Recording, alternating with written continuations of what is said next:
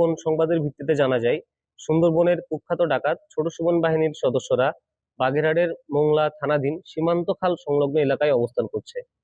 প্রাপ্ত তথ্যের ভিত্তিতে আজ 30 মার্চ 2026 তারিখ সোমবার সকাল 6টায় কোস্টগার্ড বেস মোংলা ও স্টেশন হারবাড়িয়া কর্তৃক উক্ত এলাকায় একটি বিশেষ অভিযান পরিচালনা করা হয়। অভিযান চলাকালীন সুন্দরবনের কুখ্যাত ডাকাত ছোট সুমন বাহিনীর একটি আস্তানা চিহ্নিত করে তা ধ্বংস করা হয়। এছাড়া ডাকাতির কাজে ব্যবহৃত একটি ওয়াকিটকি, রান্নার কাজে ব্যবহৃত নিত্য প্রয়োজনীয় দ্রব্য সহ আরো অন্যান্য আনুষঙ্গিক মালামাল জব্দ করা হয়।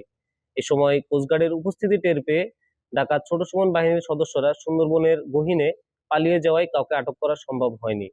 জব্দকৃত মালামালের পরবর্তী আইনানুগ ব্যবস্থা গ্রহণের কার্যক্রম প্রক্রিয়াধীন রয়েছে। আমরা দস্যুদের উদ্দেশ্যে বলতে চাই, সুন্দরবনকে দস্যুমুক্ত রাখতে বাংলাদেশ কোস্টগার্ড ভবিষ্যতেও এ ধরনের অভিযান অব্যাহত রাখবে।